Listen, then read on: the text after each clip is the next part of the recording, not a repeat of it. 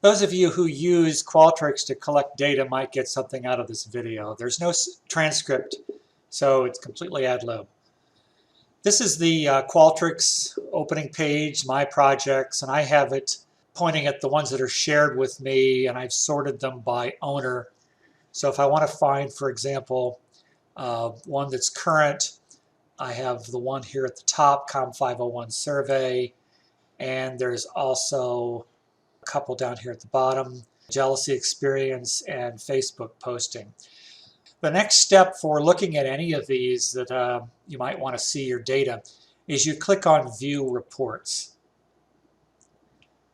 Unfortunately, View Reports only shows you bar charts, which is not very useful.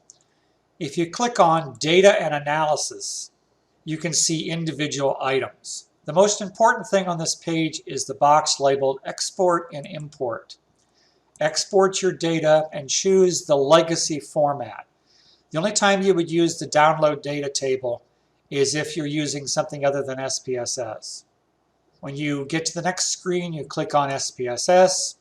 If you only want certain responses, you can enter the ones that a pair of dates here in the middle of the screen.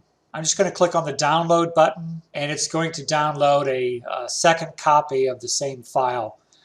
I did this a couple of hours ago. In the variable view, in the data view, this is what the data looks like.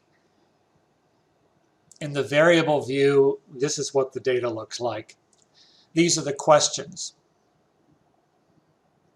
Every Qualtrics survey has a lot of variables, maybe 1 through 10, that you don't really use. If you didn't label your questions, the names are Q1, Q2, Q3, Q4, Q5.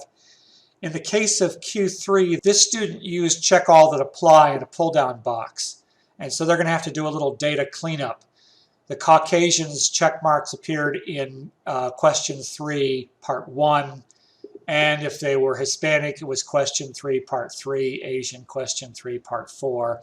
You'd have to go back to the original survey to see it.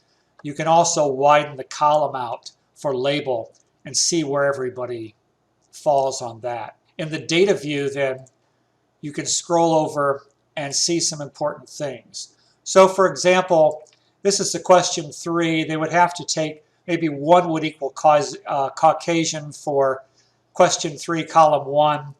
You could make Asians equal to 2 or African Americans equal to 3 by moving these columns over. Question 4 was pretty straightforward. Question 5 was straightforward. Question 6 shows us the perils of asking people how many months they've been in a relationship. Most people play the game, 36 months, 29 months, 1 month. Some people can't do math, and so you have to go back and you have to change that to 48. Or you have to calculate 2.5 years would be 30. Or you have to write a 1, write a 3, write a 4. And this is called data cleaning. If you look at row number 1, you'll see that all of them are blank. So at some point, you can highlight a row and just cut that row using the right click and the cut button. And now that first response doesn't exist. If we go back, if we scroll over into the data view, we only see people who answer the questions. Part of cleaning data is to scroll down and look for other people who may not have completed all of the questions. If they completed part of the questions, don't delete them. If you have reason to believe that their answers are just jokes, then you would delete them.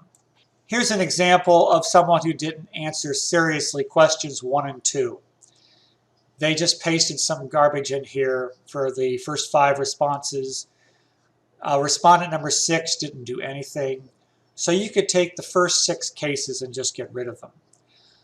In this particular survey, which was called COMM 501 survey, the male and female was left as a fill-in-the-blank. And so these have to be cleaned. You'd put in a 1 for male or a 2 for female, or vice versa. It's really arbitrary. But you have to clean this column manually. The age column is pretty straightforward, and the other questions, as I scroll across here, appear to be numerical. Now this student had over 70 questions, and so some people, as you scroll over, you can see got tired. And you'll see here's a person, I don't know what the respondent number was, but they got to question 9 and they said, I don't want to do it anymore. I would save their case. Anything that uses an analysis on questions 9 and higher, they would not be included in the SPSS analysis. But questions 8 and lower, if you could get anything out of that, you wouldn't want to reduce the power of your test. That's just a brief intro on how you can use Qualtrics to get your data into SPSS. Some of these columns, again, they just show you for example, column 6 shows you where their ISP address is on the internet. Question 7, I can't remember what it shows. You have a stop and start date in case there's any question about when they began and when they ended, or whether they double submitted.